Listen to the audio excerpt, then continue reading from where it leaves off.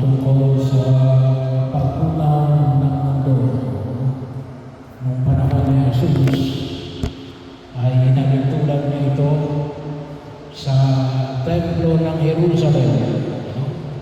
At yung binanggit niya ay walang batong ititira sa kapwa bato. So napakahalaga ho para sa mga Israelita yung templo ng Jerusalem. At bahagi rin o ilang mga pagkataon na pinagnilayan namin sa mga nakalipas na linggo tungkol sa templo ng Jerusalem.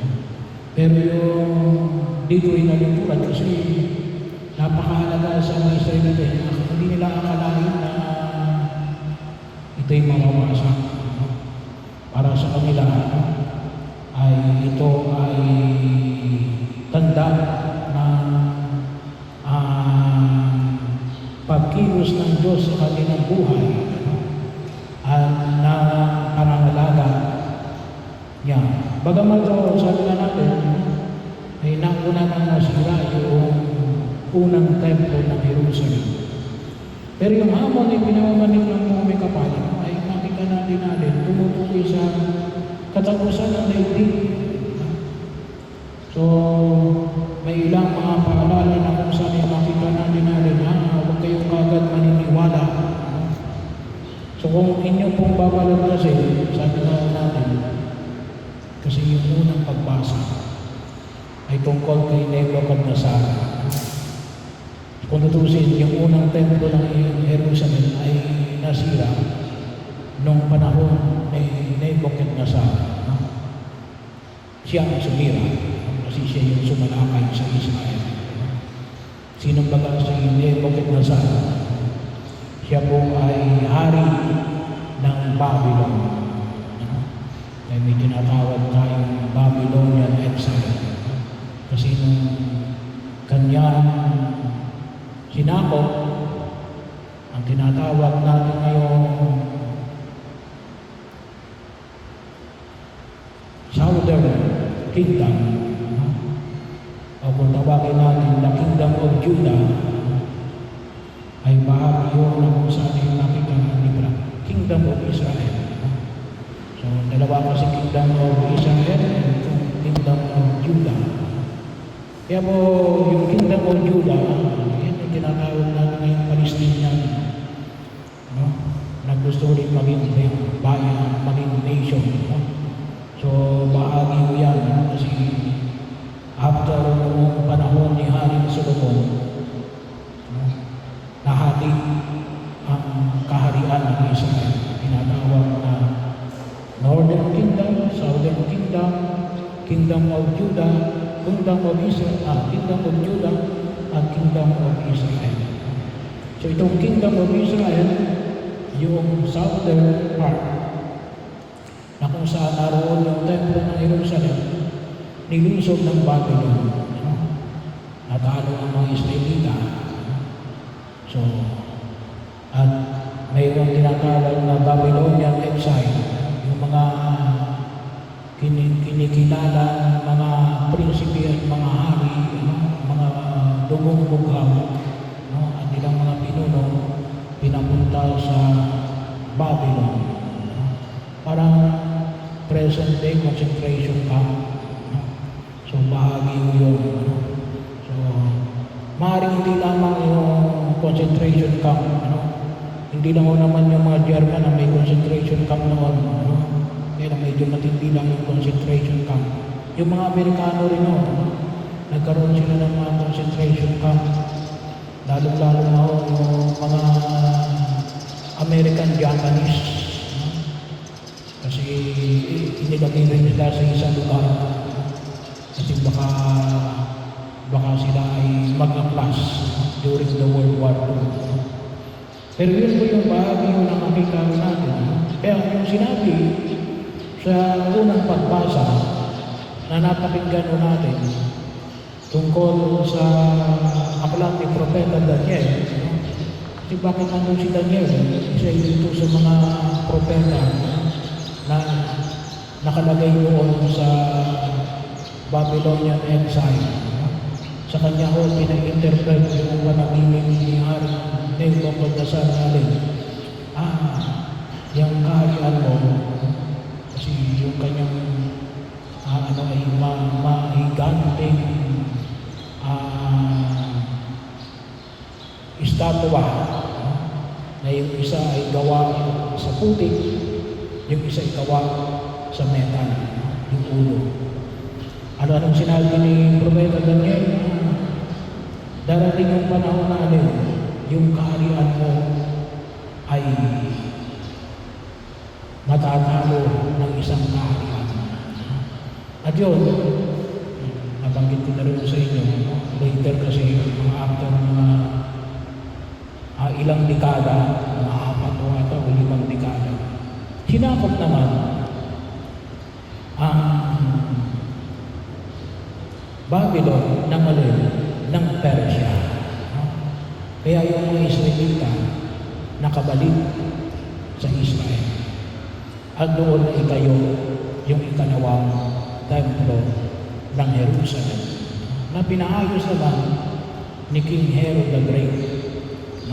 Sabi nga sa banal na kasulatan ay 46 years.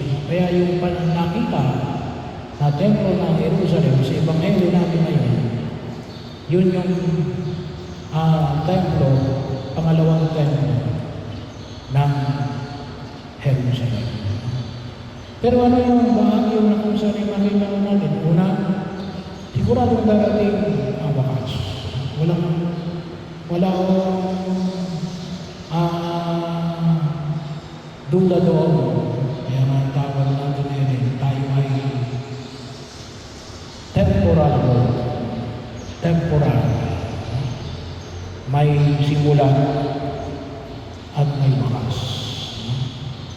Bahagi yun. Bagamat sinabi na ni Propeta Daniel natin, darating yung panahon ng isang kaharian na hindi magwawakas. At ano yun? Yung pinagdiriwang natin ngayon, yung kaharian ng Kristo. Pero ano sabi ni Jesus? Huwag kayong kagad maniniwala. Habang nagsabi na, kasi yung paggulang ng daigdig ay yung pagpapahayag natin pangalawang pagdating ni Jesus. Doon kalimitan nakaling darating muli sa Jesus ang magugulang na yung daigdig. Yun ang pagkaunawa. Anong sinasabi ni Jesus? Darating yan. Pero hindi karaka-raka. Makita natin, may digmaan, may mga kagilagilalas ng mga pangyayari, lindol, pagsabog ng bulkan, na malalaking mga bahagi yun. Pero nung sabi ni Jesus, huwag kayong mamamang. Bakit? Kasi yung kanyang panyaya ay isang panyaya natin na yung dapat na pagdating ni Jesus ay hindi gawa ng mali, hindi gawa ng takot. Bagamat tayo sa may tayo yung baka, tinatakot natin para sumunod. Sabi nga natin, kumisan pa nga, kahit na nga yung pari, ginagawang panakot sa bata ng ibang mga magulang. Pero ano sabi ni Jesus? Makita natin yung pagdating ni Jesus. Sana doon natin makita, pero hindi gawa ng takot. Ngunit na din, yung kanyang ipinamamanig, gawa ng pag-ibig. Kasi ito yung bagong kaharian. Kaya pwede siguro masabi natin na yung mga ito susunod kapag may takot. Nakita natin yan sa historia mismo natin. Anong sabi? Para maalis ang droga, patayin. May mga namatay na wala bang droga, andyan pa rin. So, panyaya na ipinapahay ng puno kapatid, mas malalim doon. Hindi gawa ng takot. Kasi kapag ka lang sumusunod gawa ng takot, paano kapag hindi na nananakot? Hindi na susunod yun. Pero higit sa lahat din, hindi yun ang uri ng ating Diyos. Ano yung uri ng ating Diyos? Ang Diyos ng pag-ibig. Yun nawa huwag natin makalimutan. Kaya sana, makita natin yung pagkilos ng Diyos, hindi lamang sa pag-unang ng daigdig sa katapusan na tinatawag natin ngunit ngayon pa man din. Kapag kayo ay tumutulong sa mga nangangailangan, kapag kayo nag-aakuloy sa mga walang-wala, kapag kayo ay nagpapakain sa mga nagugutom, yung 7 corporal works of mercy, 7 spiritual works of mercy, yun yung mga bahagi na kung saan makita natin na rin, nandun ang Diyos. Sabi na natin, kahit na mismo isang biyaya na huwag natin kalimutan na rin yung banal na pagdiriwang ng isa. Narito sa Jesus, sa gitna natin. So, dapat yan makita natin yung pagkilos ng Diyos sa gitna natin. Ngayon pa man din, hindi lang sa katapusan ng daigdig. Sabagat ito yung isang biyaya na nais niyang ipagkaloob sa bawat isa sa atin. Dulot ng pananampalataya na ipinamatig niya sa atin bilang kanyang mga tagasunod.